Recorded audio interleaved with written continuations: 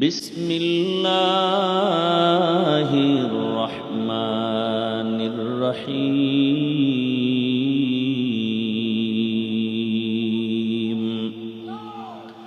وما خلقت الجن والإنس إلا ليعبدون وقال رسول الله صلى الله عليه وآله وسلم لا طاعة لمخلوق في معصية الخالق صدق الله مولانا العظيم وصدق رسوله النبي الأمي الكريم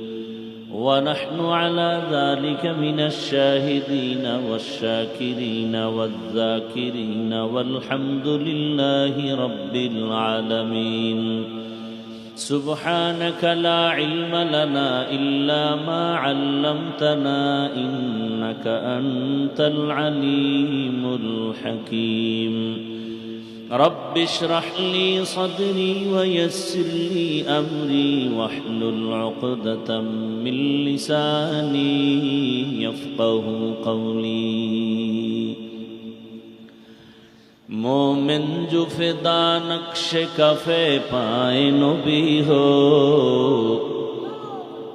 مومن جو فدا نقش کفے پائے نبی ہو زیر قدم آج بھی عالم کا خزینہ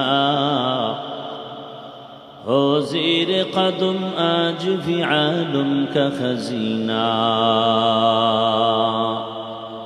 گر سنت نبوی کی کرے پیروی امت گر سنت نبوی کی کرے پیروی امت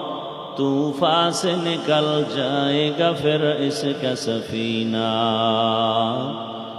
طوفان سے نکل جائے گا پھر اس کا سفینہ